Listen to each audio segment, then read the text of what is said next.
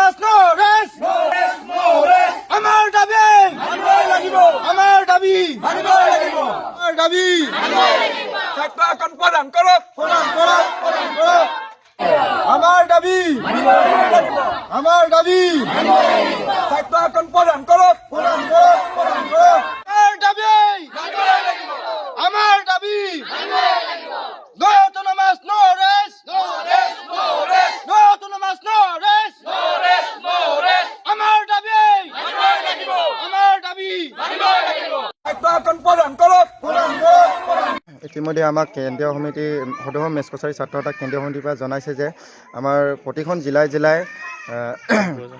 Vote বৰ্জনৰ কথা আলোচনা কৰিছে। যিহেতু নেকি আমাক এতিয়ালৈকে ভোট বৰ্জন আমি কিয় কৰিব বিচাৰিছোঁ, আমাৰ মেচ কছাৰী জনগোষ্ঠীটোক এতিয়ালৈকে চৰকাৰে গুৰুত্ব সহকাৰে লোৱা নাই। যিহেতু নেকি এতিয়ালৈকে আমাক সাহিত্য পৰিষদ তেওঁলোকে দিম বুলি কৈ আমাক প্ৰতিশ্ৰুতি দি যি অনা জনগোষ্ঠী আমাৰ মটক মৰাসকল লোক তেওঁলোকক সাহিত্য হাতত প্ৰদান কৰি আমাক মেচ কছাৰী জনগোষ্ঠীটোক আজিলৈকে সাহিত্য হাতত প্ৰদান কৰা নাই।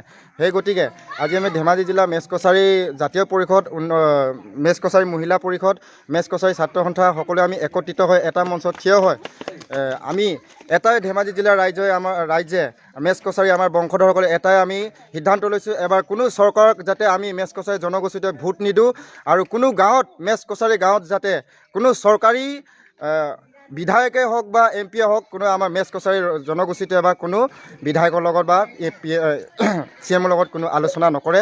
সেয়ে আমি স্পষ্টভাৱে ধেমাজি জিলা মেচ কছাৰী ছাত্ৰ সন্থা আৰু ধেমাজি জিলা আমাৰ গোগামুখ মেচ কছাৰী ছাত্ৰ সন্থা আঞ্চলিক সমিতি আৰু ৰাইজৰ মৰমে আমি সিদ্ধান্ত লৈছোঁ যিহেতু আমাৰ মেচ কছাৰী ছাত্ৰ সন্থাই এতিয়া কোনো ক্ষেত্ৰতে আমি ভোট নিদিওঁ, ভোট বৰ্জন কৰিম। আমাৰ মেচ কছাৰী জনগোষ্ঠীটোৱে ভোট নিদিয়ে।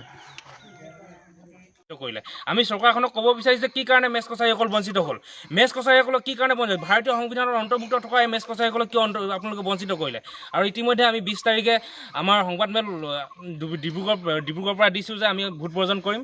আৰু যেতিয়ালৈকে মেচ কছাৰীসকলক অট'নমাছ কাউন্সিল চৰকাৰখনে প্ৰদান নকৰিব, নিজৰ প্ৰাপ্য অধিকাৰ যেতিয়ালৈকে মেচ কছাৰীসকলক চৰকাৰখনে নিদিব, তেতিয়ালৈকে আমি ভোট বৰ্জন কৰিম।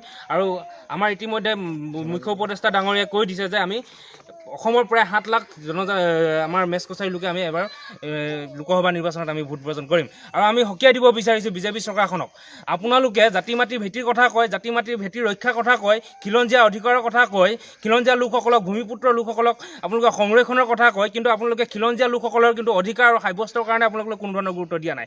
এয়াই নেকি আপোনালোকৰ জাতি মাটিৰ ভেটি চৰকাৰৰ উদ্দেশ্য নেকি?